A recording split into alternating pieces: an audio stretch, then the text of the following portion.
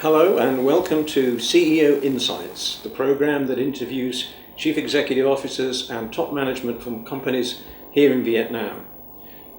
I am your host and my name is Leon Cheers, and I'm delighted to say that today I have my good friend Ken Atkinson, who is the executive chairman of Grant Thornton Vietnam, one of the leading firms of accountants here in Vietnam. Welcome, Ken. Thank you, Leon. Good to see you. I will start with my regular question, which is, why Vietnam? Why Vietnam? Good question. Well, it all started back in 1989 when one of my clients that I was working with in mainland China asked me to come to Vietnam to do a feasibility study for them for a project in Hanoi. Okay. And I just fell in love with Hanoi, I fell in love with Vietnam, and decided that Vietnam was a much better option than China for my particular business. Right. Due to, well, the relative size, much smaller, two major cities, so unlike China where you had to have contacts and good relations almost everywhere, Vietnam for a smaller company was a lot easier to handle. So you were sort of one-man business then? I was pretty much a one-man business. Yeah, one man and two dogs. And then you moved to Ho Chi Minh City? I moved to Ho Chi Minh City in 1993. At the end of '92, we got our first license in '93. Right. After trying for 2.5 years to get a rep office license. We were just across the road in the old Eden Centre. Oh, right. We'll knock that down and put something very spectacular there now. Yeah. And you came over as an independent in financial projects. How come move into accountancy, which you're not an accountant, are you? Well, I am now, but I wasn't then. I'd actually studied accounting and law and decided not to go into the accounting profession. But in 1994, the opportunity came to affiliate with Grant Thornton, and I decided that to have a good brand name would be a real advantage for a small consulting firm, and I'm glad to say that was probably the right decision. Oh, absolutely! From the success you've enjoyed in the subsequent years. And you didn't decide to go with one of the other big brand names? No, I did explore the possibility of going. I have a strong background in the hotel and hospitality business, and it was actually a feasibility study for a hotel that brought me here. Right. So I did explore the opportunity, or explored opportunities with one of the other firms that was strong in tourism and hospitality. But in the end, I decided that Grant Thornton was a better proposition. Yeah. And you've huge reputation now, of course, in hospitality. Yeah. Not only with the hotel survey every year, but also your connections with the various sort of advisory boards around the place. Right. Yeah, I'm currently chairman of the Tourism Advisory Board and chairman of the Tourism Working Group under the Vietnam Business Forum. Right. And tourism is one of the major contributors, about 10% of GDP? Directly and indirectly, yeah. Yeah. And how successful do you think you might be in actually guiding the government in the direction that the various boards think they should go? I have to say it's a little bit of an uphill struggle. I think the people at the Vietnam National Administration for Tourism actually get what needs to be done, but there's so many stakeholders, particularly when we start to talk about easing the visa restrictions. Mm-hmm. You've got the Ministry of Foreign Affairs, you've got Public Security, you've got the Ministry of Culture, Sports and Tourism, and other stakeholders. So it's quite complex. But the Prime Minister's recently taken more of an interest in what's going on in the tourism and hospitality industry. Because it is one of the industries that's sort of held up as a success, isn't it? The incoming numbers continue to rise year after year. Yeah, but I think it could do so much better. There is so much more potential here. And if you look, I always look at Thailand in the mid '80s when they were getting about 6 million foreign visitors a year. Vietnam's currently on 7.8, but Thailand's doing 22 million plus now. So that's the kind of potential that Vietnam has. Yeah. It seems that overseas investors think there's a great opportunity because we continue to see more and more international hotels being built. So where do you think the problem might lie? Is it a government not kickstarting it, or do you think the people actually involved lower down in the industry, the hotels, the restaurants, the tourist sites, the facilities and amenities are? I think there's a whole host of issues, but just to pick up on something you said, I mean, a lot of the foreign operated hotels operating under the international brands are actually owned by local investors. Yes. And there's a big difference in the time it takes, for example, for a foreign investor to get licenses and get land cleared, and because they want to do things properly, to some of the big local developers. And a great example of that is a project I've been involved with in Phu Quoc, where it's taken us 7 or 8 years to get to a point where we can actually move on to the site. And Vincom have, within 12 months, have actually moved onto a site, put up a 5-star hotel and golf course, right? So I think foreign investors are at a disadvantage. Foreign investors look to make a financial return on the project. Yeah.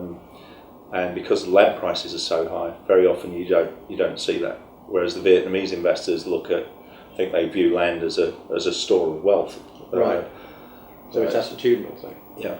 So it's like in England when we buy a home, we don't buy a piece of land, we actually buy a house that happens to have a garden. Yes. Here people buy the land and happen to put a house on it. Yeah. Interesting. So moving on from hospitality. Moving on from hospitality. Going back, if you like, to accountancy in Grant Thornton. What has been the main difficulty in trying to grow the business? Well, Grant Thornton is well, I don't like to say franchise, but it's like a franchise. It operates in a very similar manner. So we've had to finance the growth of the business ourselves, right. And financial resources and human resources to a certain extent have been the biggest problem we've had in growing the business. So we've had limited financial resources. That means we've been limited in the number of expats we could hire to really help train and develop local staff. But we're at a point today where nearly all our partners are now Vietnamese. So, well, the Vietnamisation of firms like Grant Thornton is actually a benefit for the country, of course. Yeah. As long as the training is there. Yeah. Well, it makes sense because if you look, I forget the number now of foreign invested enterprises in Vietnam, but it's very, very much lower than the number of local enterprises, and therefore the biggest potential market for us is actually Vietnamese companies, and you really need Vietnamese partners to deal with Vietnamese clients. Yes, you think that's because Vietnamese clients are rather more inward thinking, or it's because their experience is such that they're not quite sure about dealing with an international company? I think the ones that we deal with, of course, are looking for they're looking to the advantages of working with an international company. But on the other hand, I think sometimes culturally and language-wise, they don't feel that comfortable dealing solely with expats. Yeah. A lot of them like to see an expat, but don't necessarily want to be dealing face to face with an expat through the engagement process. Yeah. So they want it both ways. They want the international experience, but the local experience to make certain that the actual understanding. One of the difficulties, of course, is language. Yeah. Even for Vietnamese people who speak good English and foreigners who speak good Vietnamese. of which I'm So, not one. Of which I'm not one. I hesitate well, you've only to been say, here, what is it, 25 years, yeah. so Yeah. that's not surprising. For a new investor, what would be your main points of watch out for this? And Well, I think Vietnam's got enormous opportunities in a whole host of sectors, but it's not an easy place to do business. So things that one takes for granted, like setting up a company in Hong Kong or in Singapore that takes 72 hours and costs a couple of $1,000s, it's going to take you a lot longer in Vietnam. You can't get a shelf company, for example. So I always say to people when they're starting a business here, however long you think it's going to take you and however much you think it's going to cost you, double it.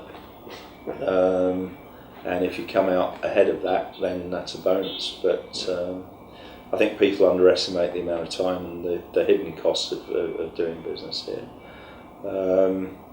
Biggest challenges are lack of transparency.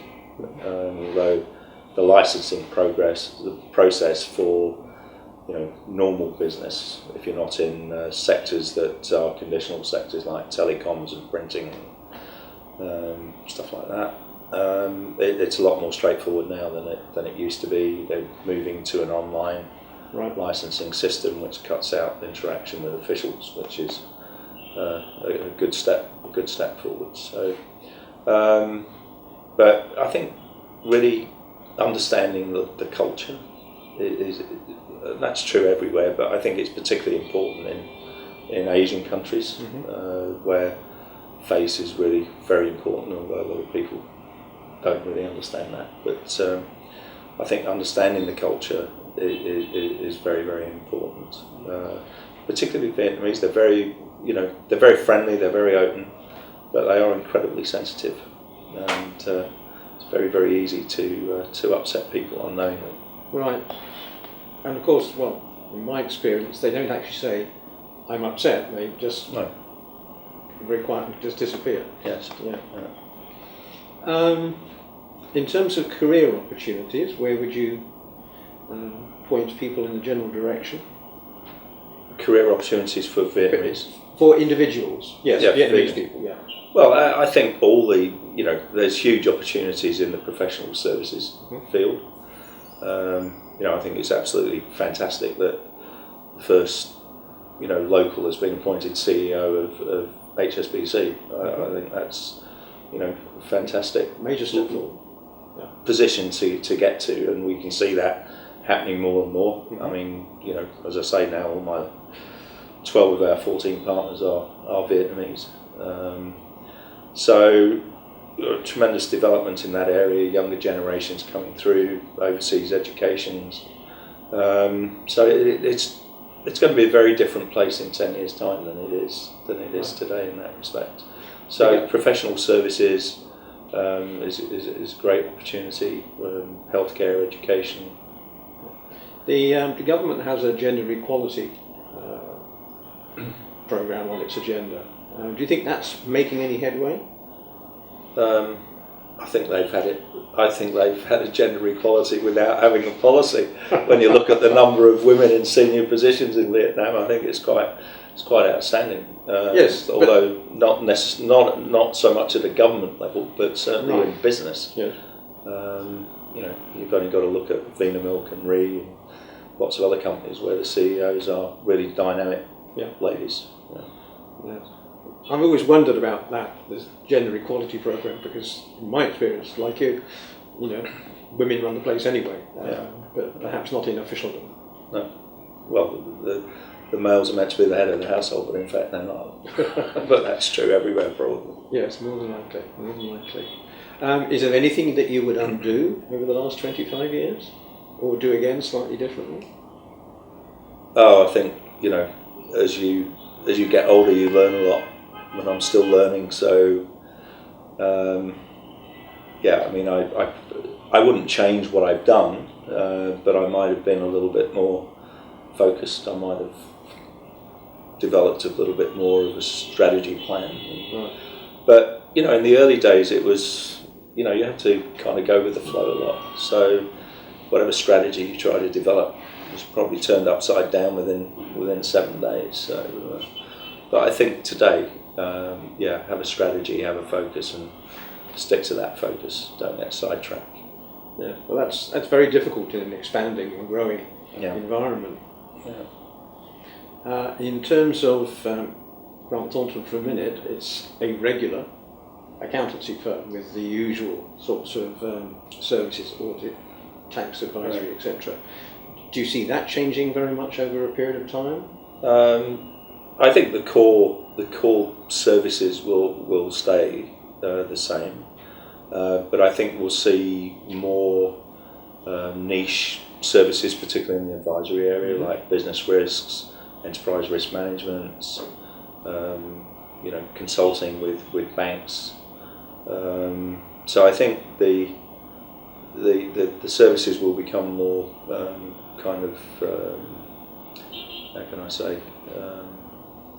more strategic and more sophisticated. Do you think Vietnamese business is becoming more strategic? One of the criticisms that I hear is that people thinking longer term, it's very difficult for Vietnamese because of their culture and tradition. Yeah, I think if you look at the really successful Vietnamese entrepreneurs, I think they've certainly had a strategy and stuck to it. They do, I mean, generally there's not, people don't plan far ahead here, but I think those successful guys have. And I think more and more Vietnamese are realising the benefits or the advantages of using consultants to help them develop their business, and we see more of that certainly in our business. And I think because of the lack of availability of capital and finance, they're looking more and more to strategic partnerships with foreign investors. Yes, I think that one of the problems I've found is when you've got a sort of a self-grown business, the chief can rarely see the wood from the trees. You need to stand back, and the one way to do that, of course, is using outside resources, consultants, advisories, mentors, coaches, whatever you want to call it. Or stepping up to the chairman. Or stepping up to the chairman. Yes. So, after 25 years, that's a long time, isn't it? Yeah, it's flown by. I can remember arriving down in Ho Chi Minh City from Hanoi and finding the office and moving in there, almost like it was yesterday. A few more grey hairs. And in the next 5 years, what does that hold in store for Captain Atkinson? Well, for me personally, I've committed 5 years full time with the firm as chairman, so I'll continue to focus on business development and client relationships and some advisory work. But I think for Vietnam there's going to be a lot of development. I think my prediction is 2016, 17, 18 are going to be boom years for Vietnam. Not in the same level as they were in 2006, 7 and 8, but certainly much better than they have been over the last few years. 2015? Yeah, a little bit better than 2014, but not hugely, I don't think. And I mean, we're still very uncertain what's happening in the States. Growth is down again. There's question marks being asked. The Eurozone, anything could happen with, Greece. Grexit, so they're now calling it possible Brexit. And growth, even UK, which had 2.9% last year, last quarter was much lower than the previous quarters, so possible faltering of growth there. But the EU free trade agreement and the Trans-Pacific Partnership, if ever it gets signed, should be signed towards the end of this year. That, of course, opens up a lot of opportunities for Vietnam. We're seeing a lot of inward investment because of those free trade agreements. So, I think they're going to be good years. The start to each year, the start to each year seems quite interesting because you get the positive start because it's January the 1st and we're on a new calendar. But then it takes a hiccup because we have to go through TED, and then we. Well, it's our New Year. It's not the Vietnamese New Year. Well, oh no, I fully appreciate that. And then there's TED. So really and truly, sometimes the New Year doesn't start until about March. No, not sure. Yeah, it depends when it falls, but this year certainly, although I have to say, obviously it's the busy audit season, but our advisory practice has been, and tax practice have been very busy. Well, that's what I've heard, and I was at a presentation yesterday where the last quarter of 2014 was presented as being very optimistic and very positive, and quite a lot of growth compared with 2013. And that seemed in the presentation to be carrying forward into 2015. So I wondered whether, I think everybody waits for the new year to kick off a new start, but maybe it's going to be this year, but you say 2016. Well, as I say, I think there'll be some improvements over last year. But I don't think it's going to be really significant. I think significant growth is going to come in 16, 17, 18. And the election? Oh. People will change, but nothing will change. Or people will change nominally, I should say. System here is Prime Minister moves on, but he still keeps his office and he still influences all decisions. And the current Prime Minister is destined for one of the other two major positions in government. So isn't that a good thing, some continuity? I think political stability is, the biggest concern for foreign investors generally. So political stability is a major plus factor for Vietnam. And the fact that, I always compare Vietnam to Hong Kong in lots of ways, that people aren't really that interested in politics. They're more interested in making money and improving their living standards. So, No, it seems to me that, as I say, continuity is important because you can then forget about it and get on with your daily life. Which is very important. Right, well, thank you very much indeed for your time. Thank really you. Interesting talking to you. Right, thank you. And I hope our viewers find it so as well. Right, thank you. Thank you for watching this edition of Chief Executive Insights, and I look forward to seeing you at our next viewing. Thank you.